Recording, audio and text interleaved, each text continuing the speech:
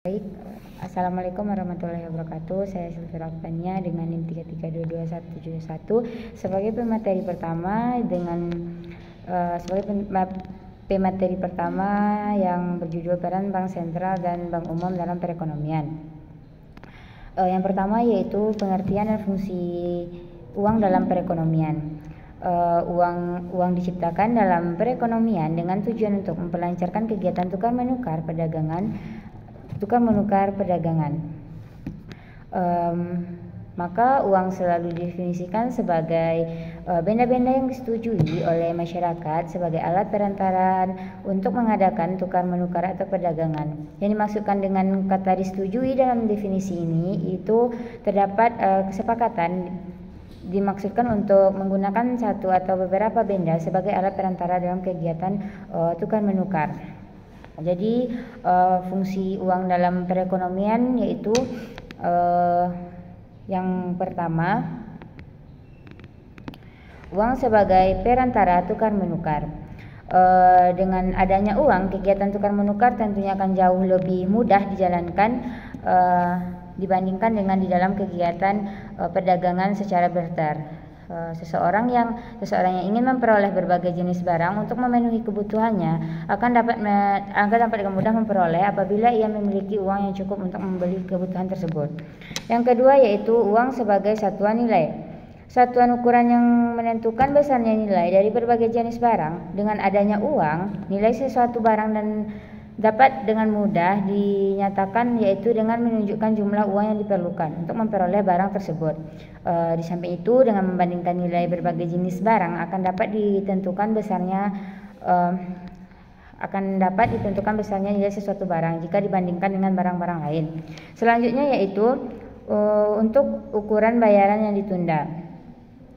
Para pembeli memperoleh barangnya terlebih dahulu dan membayarnya pada masa yang akan datang. Penggunaan uang sebagai alat perantara dalam tukar menukar dapat mendorong perkembangan perdagangan yang bersifat demikian karena para penjual akan lebih merasa yakin bahwa pembayaran yang ditunda itu adalah sesuai dengan yang diharapkannya. Dengan perkataan lain, mutu benda yang akan diperolehnya di masa yang akan datang sebagai pembayaran penjualannya, yaitu uang akan sesuai dengan yang diharapkan pada waktu penjualan barangnya.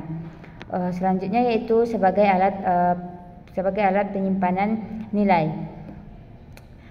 Penggunaan uang memungkinkan kekayaan seseorang disimpan dalam bentuk uang. Apabila harga-harga barang stabil, penyimpanan kekayaan dalam bentuk uang lebih menguntungkan dari penyimpanannya dari dalam bentuk barang. Di dalam perekonomian yang sudah maju, jenis uang yang terutama adalah uang bank atau uang giral. Uang jenis ini tidak memerlukan biaya untuk menyimpannya dan mudah mengurusnya. Ini disebabkan karena kalau seseorang memiliki uang ini, penyimpanan dan pengurusan uang tersebut bukan dilakukan oleh pemiliknya, tetapi oleh bank umum yang menyimpan uang tersebut. Selanjutnya yaitu proses penciptaan uang. Proses penciptaan uang oleh bank-bank memerlukan dibuat beberapa pemisalan. Dalam uraian pemisalan contoh yang dibuat adalah sebagai berikut. Yang pertama yaitu rasio cadangan yang ditetapkan adalah 20%. Yang kedua, semua kelebihan cadangan akan dipinjamkan oleh setiap bank umum kepada langganannya.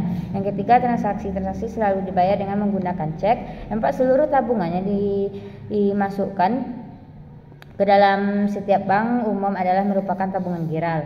Jadi berdasarkan pemisalan inilah dapatlah sekarang ditunjukkan bagaimana proses penciptaan uang akan dilakukan oleh bank umum yang ada dalam perekonomian. Apabila ada permulaannya sejumlah tabungan giral yang dilakukan di dalam satu bank tertentu, tabungan giral yang mula-mula ini dimisalkan berjumlah 100 juta rupiah yang dimasukkan ke dalam bank umum. 1. Karena besarnya cadangan yang diwajibkan adalah 20% dan semua kelebihannya cadangan dipinjamkan, maka setelah semua kelebihan cadangan diserahkan kepada para nasabahnya. Perubahan neraca bank umum 1 adalah seperti yang ditunjukkan pada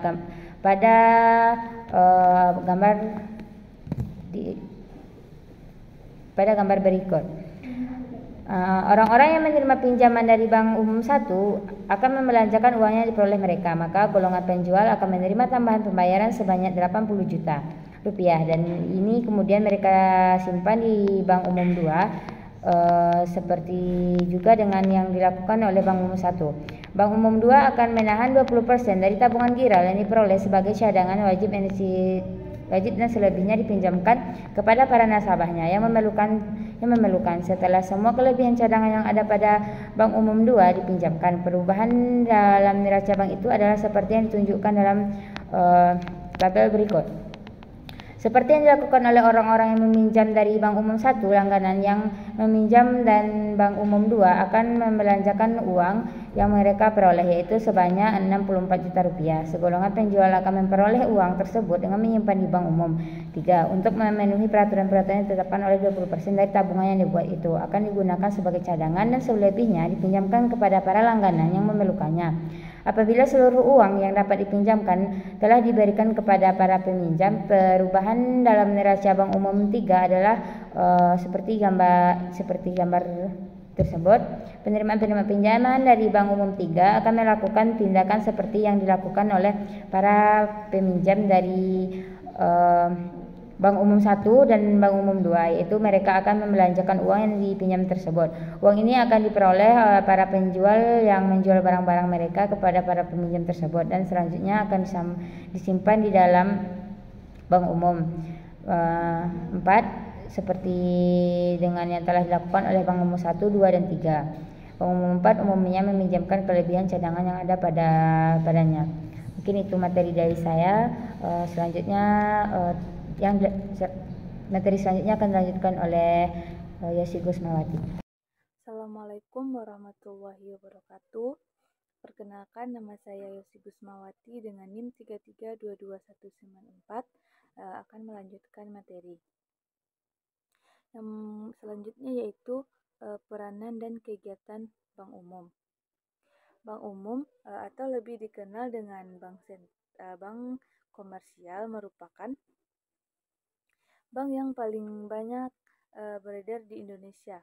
Bank Umum juga memiliki berbagai keunggulan jika dibandingkan dengan BPR, baik dalam bidang ragam pelayanan maupun jangkauan wilayah operasionalnya. Artinya, Bank Umum memiliki kegiatan pemberian jasa yang paling lengkap dan dapat beroperasi di seluruh wilayah Indonesia. Jadi kita masuk kepada kegiatan Bank Umum secara lengkap. Yang pertama yaitu tentunya menghimpun dana atau funding. Kegiatan menghimpun dana merupakan kegiatan pembeli dana dari masyarakat. Kegiatan ini dikenal juga dengan kegiatan funding. Kegiatan pembeli dana yang dapat dilakukan dengan cara menawarkan berbagai jenis simpanan. Simpanan sering disebut dengan rekening atau account. Yang kedua yaitu penyaluran dana. Penyaluran dana merupakan kegiatan menjual dana yang berhasil dihimpun dari masyarakat. Kegiatan ini dikenal dengan nama kegiatan lending. Penyaluran dana yang dilakukan oleh bank dilakukan melalui pemberian pinjaman yang dalam masyarakat lebih dikenal dengan kredit. Kredit yang diberikan oleh bank terdiri dari berbagai jenis, tergantung kemampuan bank yang menyalurkannya. Demikian pula dengan jumlah serta tingkat suku bunga yang ditawarkan. Yang ketiga yaitu pemberian jasa-jasa lainnya atau service. Jadi jasa-jasa lainnya merupakan kegiatan penunjang untuk mendukung kelancaran kegiatan menghimpun dana dan menyalurkan dana. Sekalipun sebagai kegiatan panjang, kegiatan ini sangat banyak memberi keuntungan bagi nasabah. Bahkan kegiatan ini memberikan kontribusi keuntungan yang tidak sedikit bagi keuntungan bank, apalagi keuntungan dari speed base semakin mengecil, bahkan cenderung negatif atau bunga simpanan lebih besar dari bunga kredit. Selanjutnya kita masuk kepada perkembangan dan fungsi bank sentral. Pada masa ini hampir setiap negara mempunyai bank sentral, yaitu suatu bank yang diberi tugas oleh pemerintah untuk mengatur dan mengawasi kegiatan lembaga-lembaga keuangan yang terdapat dalam perekonomian. Tidak semua bank sentral yang ada sekarang ini dari semenjak didirikan telah merupakan bank sentral. Di Inggris dan di Swedia misalnya, bank sentral yang sekarang ini pada mulanya merupakan bank umum. Di Swedia, bank sekarang ini menjadi bank sentral didirikan pada tahun 1660. Tetapi baru pada tahun 1897 bank tersebut bertindak sebagai bank sentral, Bank of Ireland, yaitu bank sentral di Inggris didirikan pada tahun 1694, tetapi fungsinya sebagai bank sentral baru mulai dijalankan sejak tahun 1884. Di Amerika Serikat, bank sentralnya dinamakan Federal Reserve System dan badan tersebut didirikan pada tahun 1913. Di negara berkembang, termasuk di negara kita, bank sentral didirikan semenjak mereka mencapai kemerdekaan, yaitu tahun-tahun sesudah Perang Dunia Kedua. Bank sentral di negara kita adalah Bank Indonesia.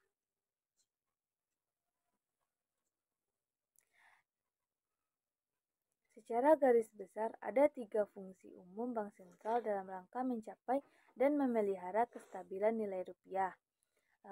Yang pertama yaitu menetapkan dan melaksanakan kebijakan moneter. Pasal 10 Undang-Undang Nomor 23 Tahun 1999, Bank Indonesia dalam menetapkan dan melaksanakan kebijakan moneter. Pertama yaitu menetapkan sasaran-sasaran moneter dengan memerhatikan sasaran lalu lintas yang ditetapkannya. Yang kedua yaitu melaksanakan pengendalian moneter dengan menggunakan cara-cara yang termasuk tetapi tidak terbatas pada operasional pasar terbuka di pasar uang baik rupiah maupun valuta asing, penetapan tingkat diskonto, penetapan cadangan wajib minimum, pengaturan kredit dan pembiayaan.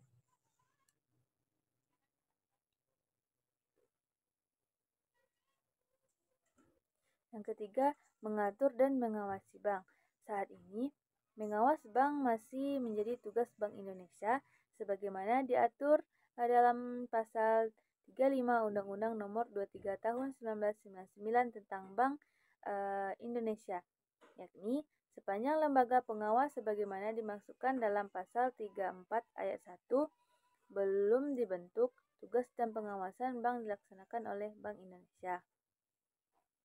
Kita masuk kepada fungsi utama bank sentral.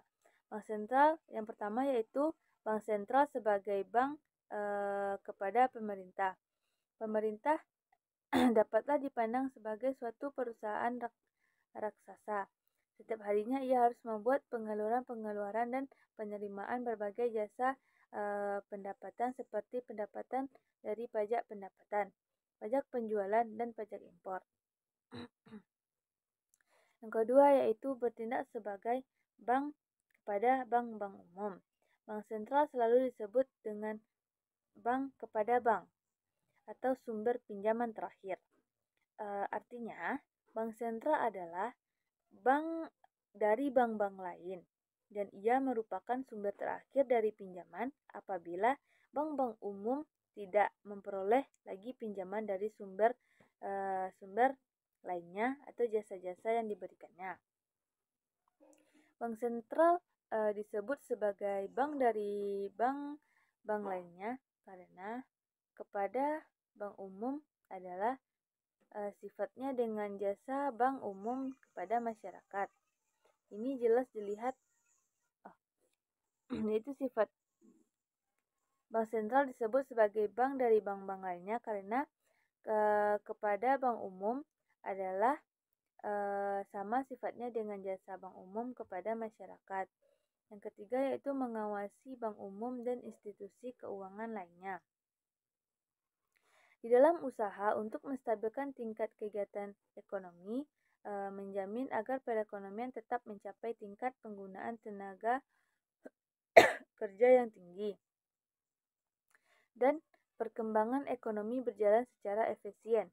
Baik, Bank Sentral dapat melaksanakan beberapa langkah yang digolongkan kepada kebijakan moneter. Yang keempat yaitu mengawasi kestabilan kurs valuta asing. Salah satu usaha yang perlu dilakukan untuk menciptakan kestabilan ekonomi adalah dengan mempertahankan kestabilan nilai kurs mata uang asing. Yang kelima yaitu mencetak uang logam dan uang kertas. Dalam suatu perekonomian yang berkembang, nilai transaksi yang dilakukan masyarakat akan semakin besar. Ini berarti dalam suatu perekonomian yang berkembang diperlukan lebih banyak uang. Menentukan besarnya uang beredar harus ditambah dari suatu periode ke periode lainnya, merupakan tugas bank sentral. Karena tugas ini ada kalanya organisasi baik bank serta bank sentral dibedakan menjadi dua bagian. Nah, satu bagian bertugas untuk mengalirkan uang dan bagian lainnya tugas-tugas bank sentral yang lainnya. Sekianlah pemaparan makalah dari kelompok saya, dan selanjutnya itu akan dibacakan analisis jurnal oleh teman saya. Baiklah, di sini saya akan membahas analisis jurnal kami tentang peranan Bank Indonesia dalam menstabilkan perekonomian melalui kebijakan moneter dipengaruhi oleh inflasi dan nilai tukar di Indonesia. Kenaikan inflasi adalah salah satu indikator dalam stabilisasi ekonomi yang menjadi pusat perhatian bagi para pelaku ekonomi.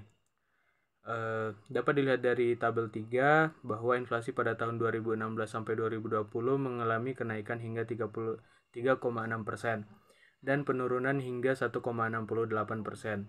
Tingkat inflasi yang tinggi dikarenakan oleh keadaan perekonomian yang sedang tidak baik sehingga membawa dampak yang merugikan bagi masyarakat Indonesia, terutama bagi masyarakat yang memiliki penghasilan rendah. Maka Bank Indonesia melalui kebijakan moneter sangat diperlukan dalam mengatasi inflasi, yaitu dengan menggunakan suku bunga acuan yang disebut dengan BI 7-day repo rate atau BI 7DRR. Inflasi yang sedang naik, maka Bank Indonesia akan menaikkan BI 7DRR, dan inflasi yang mengalami deflasi atau penurunan, maka Bank Indonesia akan menurunkan tingkat suku bunga. Pergantian BI 7DRR mempengaruhi inflasi melalui bermacam jalan, antara lain jalan suku bunga, jalan kredit, jalan nilai ubah, jalan harga peninggalan, serta jalan ekspektasi.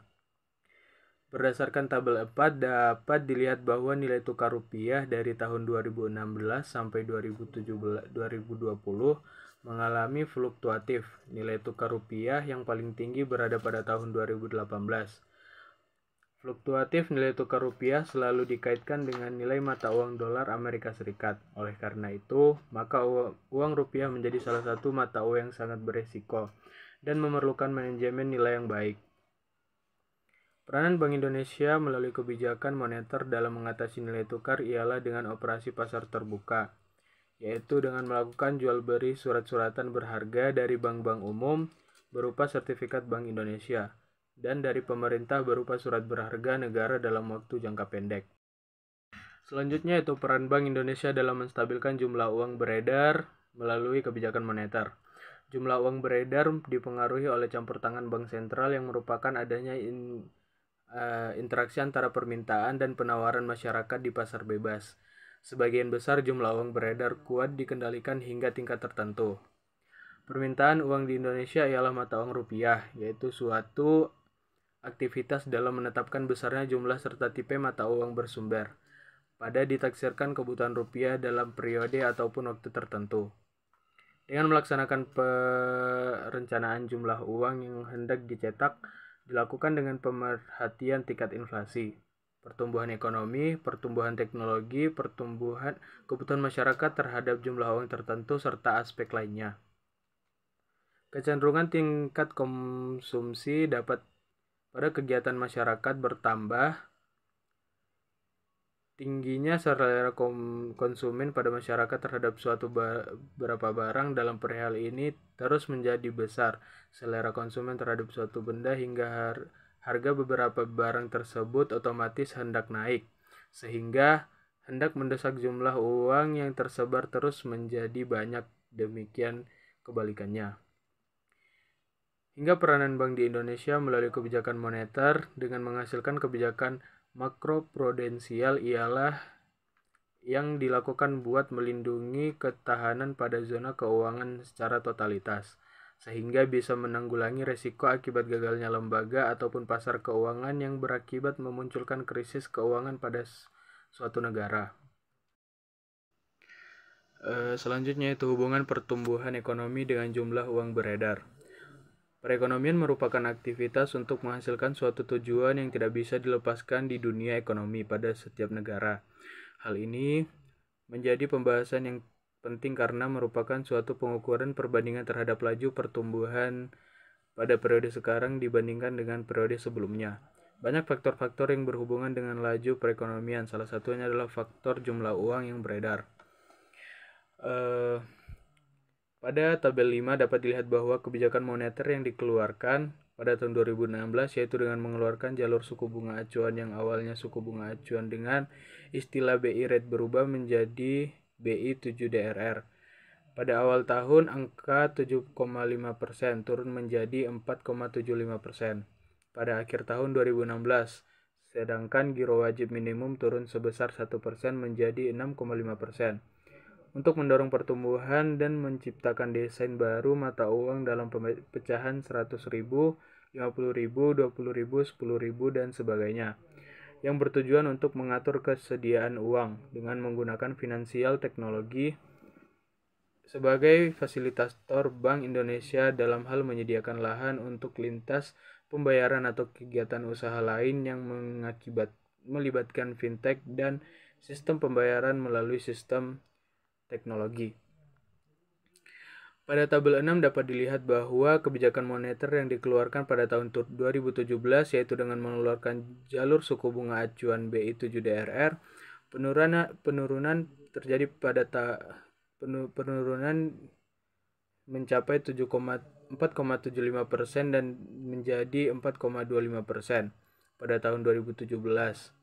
Sedangkan optimasi surat berharga negara atau SBN yang diterbitkan oleh pemerintah langsung untuk membiayai anggaran negara, sehingga kebijakan nilai tukar dengan posisi cadangan devisa sebesar 130,2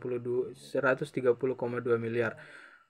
Pada tabel 7 dapat dilihat bahwa kebijakan moneter yang dikeluarkan pada tahun 2017 yaitu dengan mengeluarkan jalur suku bunga acuan BI 7DRR pada tahun 2018 dengan angka 4,50%.